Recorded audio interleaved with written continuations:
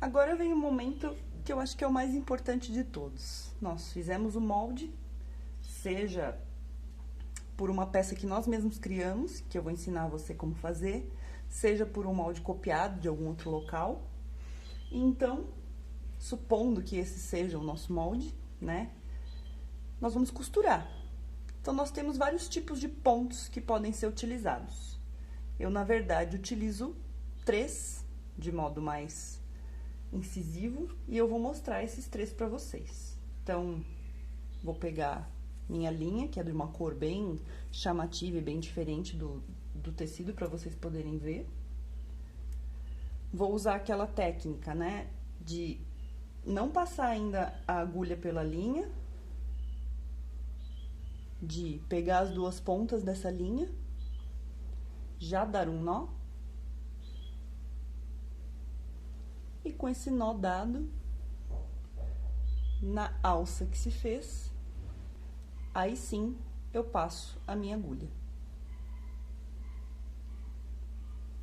Tá aqui passadinha, certo?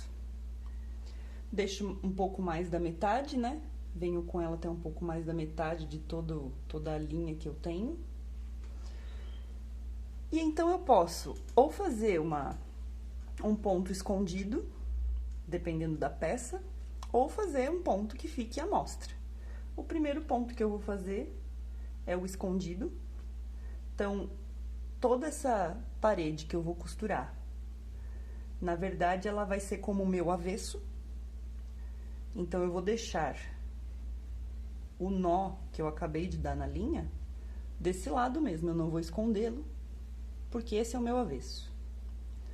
Passo,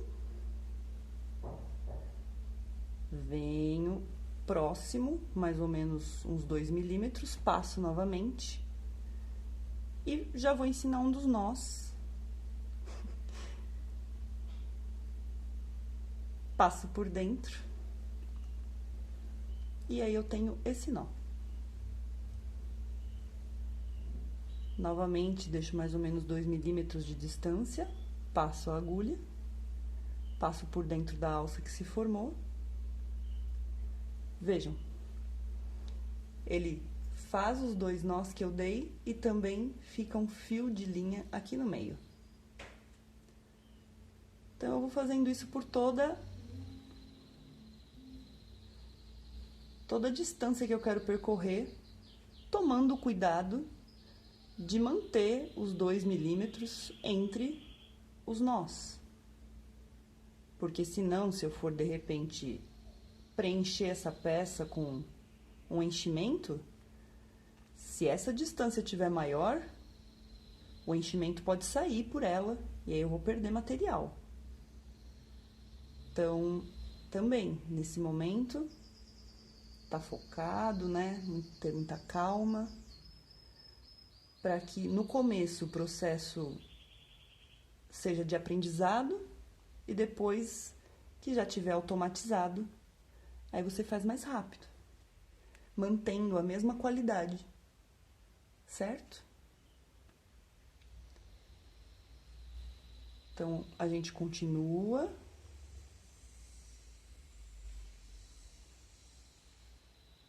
Passando por dentro da alça que se forma. Esse é o que eu mais utilizo de todos eles. Então, por isso foi o primeiro que eu acabei mostrando pra você.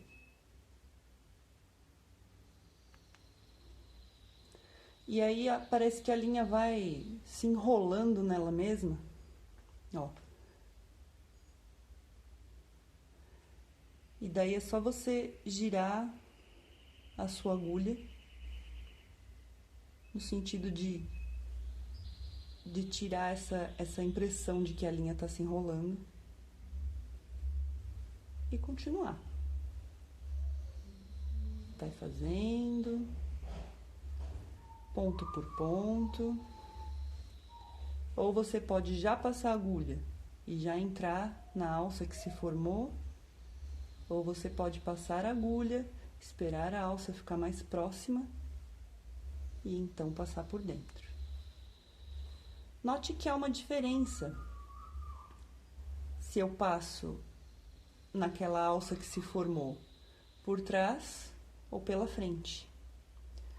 Ao passar por trás, eu mantenho o meu nó mais firme. Quando eu passo por dentro, vamos dizer assim, ó, vou fazer o contrário do que eu vinha fazendo.